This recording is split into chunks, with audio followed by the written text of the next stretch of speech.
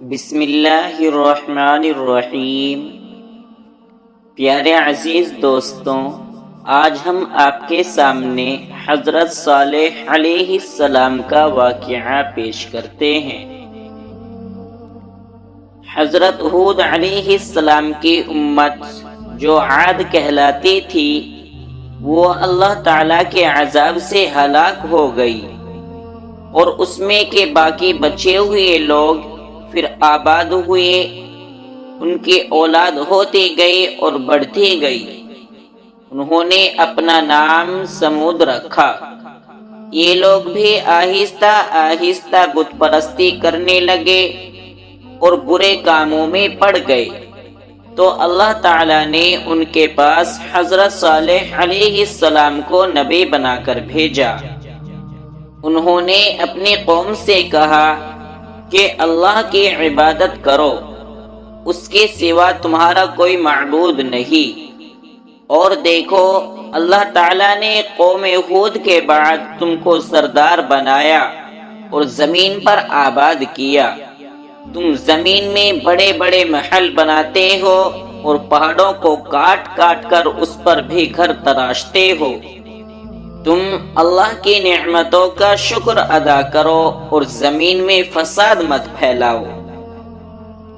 ان کی قوم کے امیر اور سردار لوگ جو غرور کرتے تھے، انہوں نے ان غریبوں سے پوچھا جو حضرت صالح علیہ السلام پر ایمان لے آئے تھے کہ بھلا تم کو یقین ہے کہ حضرت صالح کو اللہ نے نبی بنا کر بھیجا ہے؟ ان غریب ایمان والوں نے کہا کہ ہاں، ہم کو یقین ہے کہ حضرت صالح علیہ السلام کو اللہ تعالیٰ نے نبی بنا کر بھیجا ہے۔ اس پر مغرور امیر کہنے لگے کہ اچھا، تم ایمان لاؤ، ہم تو ایمان نہیں لاتے۔ ان امیر لوگوں کو یہ تعجب ہوا کہ اگر اللہ پاک کسی کو نبی بنا کر بھیجتے تو ہم امیروں میں سے کسی کو نبی بناتے۔ حضرت صالح علیہ السلام برابر اللہ تعالیٰ کا پیغام ان کو پہنچاتے رہے، مگر کوئی ان کی نہ سنتا، بلکہ الٹا مذاق اڑاتے۔ بلکہ آخر میں ان لوگوں نے یہ فیصلہ کر لیا کہ حضرت صالح علیہ السلام سے کہا جائے کہ اگر سچے نبی ہیں تو اس پہاڑ میں سے اونٹنی پیدا کر دے، ہم آپ پر ایمان لے آئیں گے اور جانیں گے کہ آپ سچے نبی ہیں۔ حضرت صالح علیہ السلام نے اللہ سے دعا کی، اللہ تعالیٰ تو سب کچھ کر سکتے ہیں۔ اللہ تعالیٰ نے حضرت صالح علیہ السلام کی دعا قبول کی اور ایک پہاڑی سے اونٹنی کو پیدا کر دیا۔ لیکن ان کی قوم یہ سچائی دیکھنے کے بعد بھی ایمان نہ لائی۔ یہ اللہ کی اونٹنی ایسی تھی کہ جس چشمے پر جا کر پانی پیتی تھی، سب پانی ختم کر دیتی تھی۔ اب تو ان کی قوم کے لوگ اور بھی پریشان ہوئے۔ حضرت صالح علیہ السلام نے اپنی قوم سے کہا کہ دیکھو، اس اونٹنی کے لیے باری مقرر کر لو، ایک روز تمہارے جانور چشمے سے پانی پئیں اور ایک روز یہ اونٹنی پانی پیے گی۔ لیکن دیکھو، اس کو بری نیت سے ہاتھ نہ لگانا، یعنی اس کو تکلیف نہ پہنچانا، ورنہ تمہارے حق میں اچھا نہ ہوگا۔ کچھ روز تک تو وہ اونٹنی کو حیرت سے دیکھتے رہے۔ آخر ان کی قوم کے چند لوگوں نے مشورہ کر کے اونٹنی کو مار ڈالا۔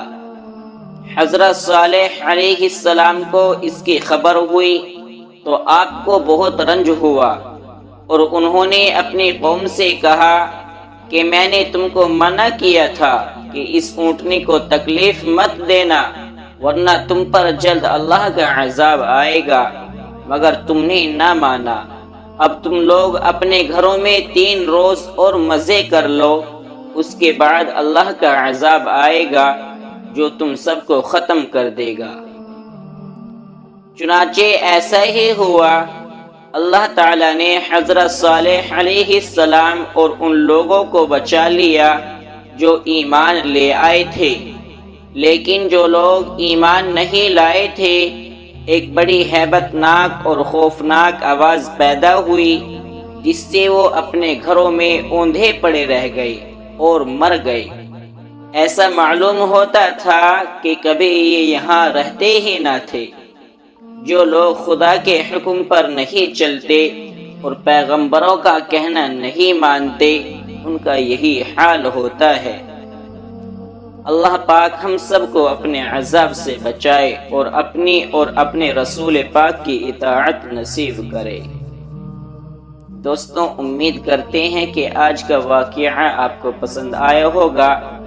اگر واقعہ پسند آیا ہو تو ویڈیو کو لائک کریں اور کمنٹ سیکشن میں اپنی رائے کا اظہار لازمی کیجیے، اور اگر آپ چینل پر نئے ہیں تو چینل کو سبسکرائب کر کے بیل نوٹیفیکیشن کو آن کر لیں تاکہ آنے والی ویڈیوز کا نوٹیفیکیشن آپ کو بر وقت ملتا رہے۔ اسی کے ساتھ اگلے ویڈیو تک دے اجازت، تب تک کے لیے فی امان اللہ وما علینا الا البلاغ۔